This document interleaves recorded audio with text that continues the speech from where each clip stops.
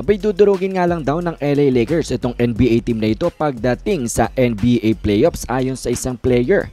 Pero bago yan ay atin mo nang ang pag-usapan itong issue patungkol sa Golden State Warriors and specifically mga idol kay Stephen Curry pati na rin kay Coach Kerr. Nang dahil sa post-game interview nga ni Stephen Curry after ng laban nila against sa Timberwolves ay inamin niyang nasurpresa nga siya sa naging desisyon ng kanilang coach na hindi siya ipasok hanggang sa kalagitnaan ng fourth quarter. Humaba nga ang pahinga ni Stephen Curry in only 30 minutes ang kanyang nilaro laban sa Wolves, which is very unusual nga para kay Steph. And we can say nga lang dahil sa ginawang ito ni Coach Kerr ay naapektuhan nga ang resulta ng labang ito nang dahil nung wala si Stephen Curry ay doon nga bumulusok ang Minnesota Timberwolves at nagdiretso na sa panalo. Kaya naman mga idol ang mga Warriors fans ay mainit ang ulo at hanggang sa kanilang sinabi na nga ito mga idol, I don't think I can watch the Warriors when this guy is the coach.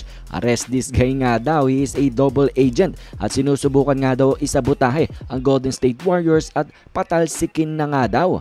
At ganyan mga idol ang maraming komento ng mga Warriors fans nang dahil nga sa naging desisyon neto ni Coach Kerr patungkol nga sa minuto ni Stephen Curry laban sa Timberwolves na nag-cause nga daw sa kanila na matalo.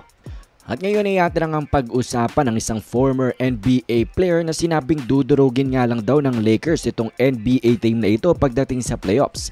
Yan ay walang iba kung hindi si Gilbert Arenas. Nang dahil sa podcast niya nga mga idol ay meron nga siyang matinding claim. Nang dahil sa tingin niya nga daw ang LA Lakers ay muling pupunta dito nga sa Western Conference Finals. Kanya nga kinlay mga idol na tatalunin nga daw ng LA Lakers, dudurugin nila itong dalawang NBA team na ito. Ang una nga daw dyan mga idol ang Oklahoma City Thunder, pati na nga rin daw ang LA Clippers on their way to Western Conference Finals again.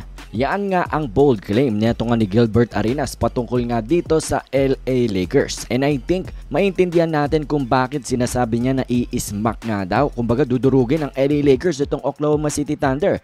Nang dahil sa season series kasi nila mga idol, ang LA Lakers ay dunumi na talaga itong Oklahoma City Thunder, kaya naman siguro ito ang nasabi ni Gilbert Arenas. At hati nga ang maraming NBA fans patungkol nga dito sa kanyang opinion. Of course, yung mga Lakers fans ay sasang-ayon nga sa kanya, pero yung iba mga idol ay hindi nga ganon. At kanilang kiniklaim naman na hindi na nga daw maiuulit ng LA Lakers yung kanilang naging playoff run last year kung saan nanggaling sila sa play-in and then pumasok pa sa Western Conference Finals. Iba na nga daw mga idol ang Western Conference ngayon and for sure mahirapan ang LA Lakers. Pero kung kayo mga idol ang aking tatanungin, sa tingin nyo ba tama itong si Gilbert Arenas, the Lakers will go to the Western Conference once again this playoffs, or sa tingin nyo mali nga siya? Komento nyo lamang ang inyong mga opinyon.